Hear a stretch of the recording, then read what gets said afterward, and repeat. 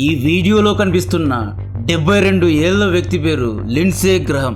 ఇతను డొనాల్డ్ ట్రంప్కు right hand man, republic పార్టీలో సెనేటర్, లా మేకర్ అంటే చట్టాలను రాసేవాడు, 30 ఏళ్ళు రాజకీయ అనుభవం ఉన్న వ్యక్తి, ముఖ్యంగా వార్ మాంగర్, ఫ్యూచర్ యుద్ధాలను నేనే డిసైడ్ చేస్తా అని చెప్పే వ్యక్తి, ఇండియాపై 500% టారిఫ్ వేయాలి అని చెప్పి డొనాల్డ్ ట్రంప్ను రెచ్చగొట్టిన వ్యక్తి, ఇండియాపై పీకల్ లోతు ద్వేషంతో నిండి ఉన్న వ్యక్తి, H1B వీసాపై రిస్ట్రిక్షన్స్ వేయాలి, ఇండియాపై సెకండరీ శాంక్షన్స్ వేయాలి, ఇండియన్ బ్యాంక్స్ను పినలైజ్ చేయాలి, నయారా రిలయన్స్ యొక్క రిఫైనరీ కంపెనీస్పై టారిఫ్లు వేయాలి, బ్యాన్ విధించాలి అని చెప్పి ఇండియాపై ద్వేషాన్ని నింపుకున్న వ్యక్తి లిండ్సే.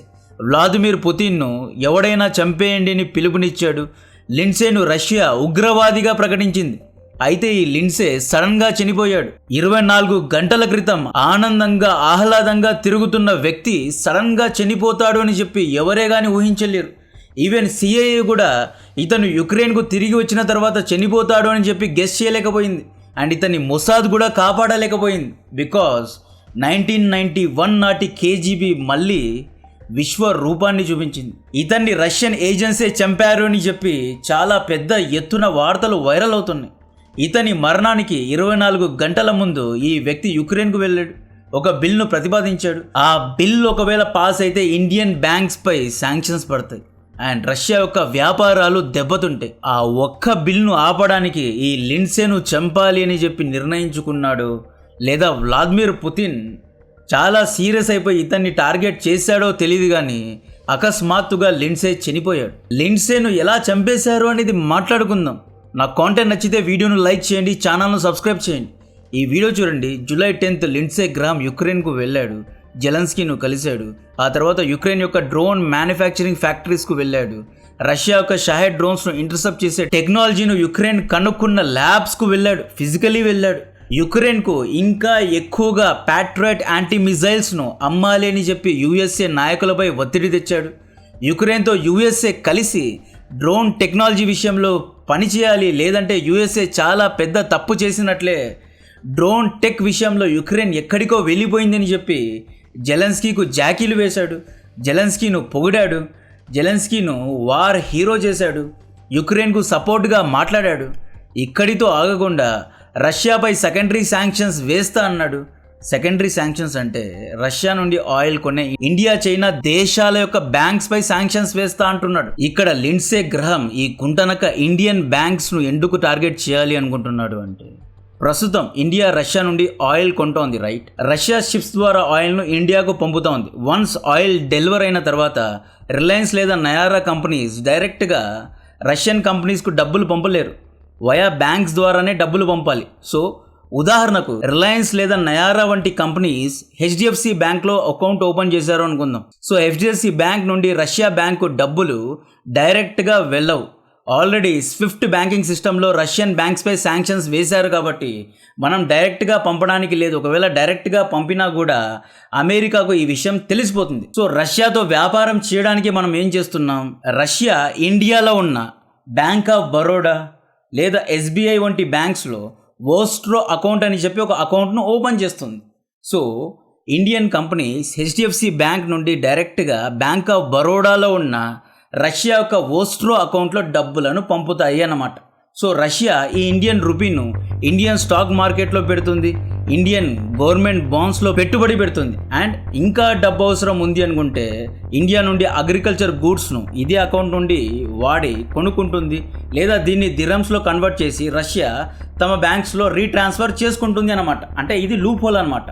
ఈ లూప్ హోల్ను తెలుసుకున్న ఈ లిండ్సే గ్రహం గుంటనక ఏం చేశాడు అంటే, యుక్రెయిన్కు వెళ్ళి రష్యా ఇలా బ్యాక్డోర్గా ఈజీగా వ్యాపారాలు చేస్తోంది, రష్యా నుండి ఎంతో ఆయిల్ను ఇండియా కొంటోంది, సో ఇండియన్ బ్యాంక్స్పై శాంక్షన్స్ వేస్తా, హెచ్డిఎఫ్సి, బ్యాంక్ ఆఫ్ బరోడా వంటి బ్యాంక్స్పై శాంక్షన్స్ వేస్తా, ఎవడే కానీ రష్యా అకౌంట్ను ఓపెన్ చేయించుకోకూడదు అని చెప్పి అంటే వెపనైజ్ చేసేసాడు. అంటే రష్యా యొక్క అన్ని దారులను మూయడానికి ట్రై చేస్తున్నాడు. ప్రస్తుతం రష్యా యుద్ధంలో కొనసాగడానికి కారణం ఏంటో తెలుసా, రష్యా క్రూడ్ ఆయిల్ను అమ్ముతోంది. ఆల్రెడీ యుక్రెయిన్ రష్యా యొక్క రిఫైనరీస్పై దాదాపు 30 to 40% రిఫైనరీస్పై దాడి చేసింది కాబట్టి రష్యా పెట్రోల్ డీజిల్ను అమ్మలేకపోతోంది. రష్యా యొక్క ఏకైక ఆధారం ఇప్పుడు క్రూడ్ ఆయిల్ను అమ్మడం. ఇది లేదు అంటే రష్యా పతనం అవ్వడం ఖాయం. రష్యాపై అన్ని విధాలుగా శాంక్షన్స్ వేశారు, ఇక మిగిలింది ఏమీ లేదు. ఈ శాంక్షన్స్ను తప్పించుకోవడానికి రష్యా ఇండియా చైనాలో వోస్ట్రో అని చెప్పి అకౌంట్స్ను ఓపెన్ చేసి ఆ విధంగా వ్యాపారం చేస్తుంటే ఈ లిండ్సే ఆ దారులను కూడా మోయడానికి ట్రై చేశాడు. కాబట్టే వ్లాదిమిర్ పుతిన్ ట్రిగ్గర్ అయిపోయాడు, తన విశ్వ రూపాన్ని చూపించాడు. అంటే 24 గంటల్లో అమెరికన్ సెనేట్లో ఉన్న ఒక సెనేటర్ను, డొనాల్డ్ ట్రంప్ యొక్క రైట్ హ్యాండ్ మ్యాన్ను చంపేశారు. అంటే ఇది మామూలు విషయం కాదండి. 1991 నాటి కేజీబీ మళ్ళీ నిద్ర లేచింది అనే చెప్పాలి. December 3, 1991 కేజీబీ విచ్ఛిన్నమైపోయింది. ఆ తర్వాత federal security services, foreign intelligence services అని చెప్పి 2 భాగాలుగా కేజీబీ విడిపోయింది. అప్పట్లో కేజీబీ ఎలా చంపేది అంటే సైలెంట్గా పాయిజనింగ్ చేయడం. 1950స్లో కేజీబీ బోహదాన్ స్టాన్స్నికై అనే ఒక యుక్రెయిన్ నేషనలిస్ట్ను సైనైడ్ పెట్టి చంపేసింది. 1978లో బల్గేరియన్ డిసెండెంట్ అయిన జార్జీ మార్కో, అంటే బల్గేరియా యొక్క పెద్ద కింగ్ అయిన జార్జీ మార్కోను అప్పట్లోనే కేజీబీ ఈ వ్యక్తి యొక్క థైలో టీనీ ప్లాటినం బేస్డ్ ఒక రైసిన్ను ఎక్కించి చంపేశారు. ఒకానొక కాలంలో కేజీబీ భయంకరంగా హత్యలు చేసేది. సైకలాజికల్గా ఒక మనిషి యొక్క ఇమేజ్ను పాడు చేసి లేదా అతన్ని హనీ ట్రాప్ అంటే అందమైన అమ్మాయిలను పంపించి సీక్రెట్ వీడియోస్ను రికార్డ్ చేసి ఆ వీడియోస్ను బయటకి రిలీజ్ చేస్తా అని చెప్పి భయపెట్టి అన్నంలో విషం పెట్టడం, స్లో పాయిజనింగ్ చేయడం, ప్లూటోనియంను ఇంజెక్ట్ చేయడం, ఇంజెక్షన్స్ వేయడం, హనీ ట్రాపింగ్ చేయడం. కేజీబీలో అందమైన అమ్మాయిలు ఉండేవాళ్ళు. వీళ్ళందరూ ఈ క్యాపిటలిస్టులకు లేదా అమెరికన్ యుక్రెయినియన్ నేషనలిస్టులను పడేసి వారితో పెళ్లి చేసుకొని ఆ తర్వాత ఆ ప్రైవేట్ వీడియోస్ను కేజీబీకి పంపి ఆ విధంగా బ్లాక్మెయిలింగ్ చేసి, అంటే మొత్తం గేమ్ను కేజీబీ ఆడేది అనమాట. కోల్డ్ వార్ సమయంలో కేజీబీ ఎవరిని వదలలేదు. అండ్ సిఏ ఏమీ తక్కువ కాదు, భారత్లో న్యూక్లియర్ వెపన్స్ను తయారు చేయగలడు అని చెప్పి హోమీ బాబా గారి లాంటి ఒక పెద్ద సైంటిస్ట్ను చంపేశారు. లాల్ బహదూర్ శాస్త్రి గారు 1965లో పాకిస్తాన్తో యుద్ధాన్ని గెలిచారు. ఆ యుఎస్ఏ ఫ్రీగా ఇండియాకు అగ్రికల్చర్ ప్రోడక్ట్స్ను పంపేది. ఇలా భిక్షమెత్తే ఇండియా ఆ పాకిస్తాన్నే ఓడించిందా అని చెప్పి లాల్ బహదూర్ శాస్త్రి తషకంట్లో మీటింగ్ అయిన వెంటనే ఇలాగే లిండ్సే గ్రామ్ ఎలాగైతే చనిపోయాడో ఆ విధంగా రాత్రి వరకు చాలా బాగా ఉన్న వ్యక్తి నెక్స్ట్ డేకు చనిపోయాడు. పాయిజన్ ఇచ్చి చంపేశారు. అలాంటి కేజీబీ మళ్ళీ నిద్ర లేచింది. లిండ్సేను ఇలాగే వదిలేస్తే ఈ వ్యక్తి సెకండరీ, థర్డ్, ఫోర్త్ ఇలా శాంక్షన్స్ వేసుకుంటూ పోతాడు. ఇదే లిండ్సే ఇండియా రష్యా నుండి ఆయిల్ కొంటోందని చెప్పి ఇండియాపై 500% టారిఫ్ వేయమని ప్రతిపాదించాడు. లిండ్సే 1 కాదు 2 కాదు ఎన్నో తప్పులు చేశాడు. 2014లో క్రైమియాను రష్యా తమలో కలుపుకున్న వెంటనే లిండ్సే రంగంలో దిగి ఒబామాను విమర్శించాడు. వ్లాదిమిర్ పుతిన్ను ఎవడైనా చంపాడని చెప్పి బౌంటీ ఇవ్వడానికి కూడా రెడీ అయ్యాడు. స్విఫ్ట్ బ్యాంకింగ్ సిస్టంలో రష్యన్ బ్యాంక్స్ను బ్యాన్ చేయాలి, ఇండియా చైనాపై సెకండరీ టారిఫ్లు వేయాలి. ఈ విధంగా రష్యాకు అగెయిన్స్ట్గా పనిచేసిన వ్యక్తి లిండ్సే. జూలై 10 వరకు చాలా బాగా ఉండేవాడు, హ్యాపీగా ఉండేవాడు. ఎటువంటి మెడికల్ హిస్టరీ లేదు, ఎటువంటి రోగాలు లేవు, ఆనందంగా తాగుతూ తుళ్ళుతూ తిరిగేవాడు. ఇతన్ని సడన్ గా చంపేశారు.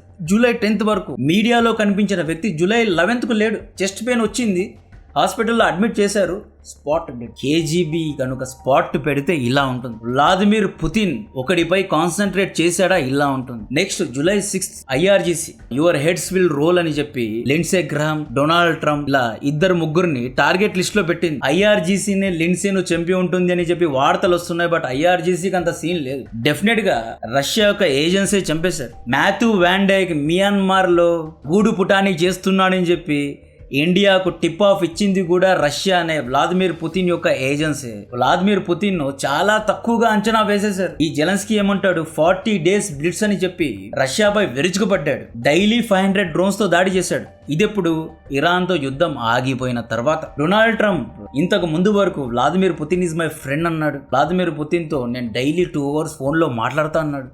నేను చెప్తే పుతిన్ యుద్ధాన్ని ఆపేస్తా అన్నాడు.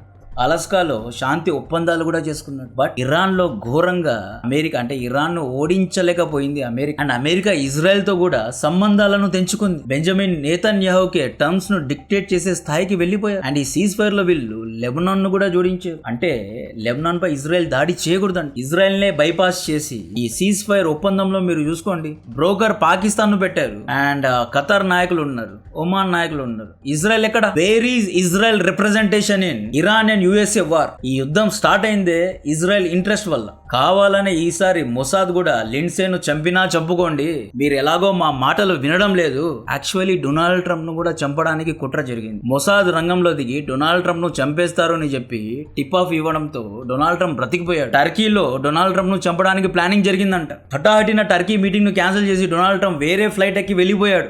కావాలంటే ఆర్టికల్స్ చూడండి. తెలుసు కదా డొనాల్డ్ ట్రంప్ గురించి, అంతా నేనే చేశా, నేనే winner, last word is mine అని చెప్పాడు. ఆఖరికి ఏమైంది? సీజ్ ఫైర్ చేశారు. ఎవరి మాట విని? పాకిస్తాన్ మాటలు విని సీజ్ ఫైర్ చేసుకున్నారు. ఆ తర్వాత మళ్ళీ ఇరాన్ దాడి చేసింది. లిండ్సే గ్రహం ను రష్యన్ ఏజెంట్స్ చంపుతారు అని చెప్పి మొసాద్ కు ముందే తెలుసు. కానీ మొసాద్ ఈసారి కాపాడడానికి ట్రై చేయలేదు అనేది క్లియర్ గా కనిపిస్తుంది. సో దీని గురించి మరిన్ని డీటెయిల్స్ ఇస్తున్నాం. కాంటెంట్ నచ్చితే వీడియోను లైక్ చేయండి, ఛానల్ ను సబ్స్క్రైబ్ చేసి అందరికీ షేర్ చేయండి. జై హింద్.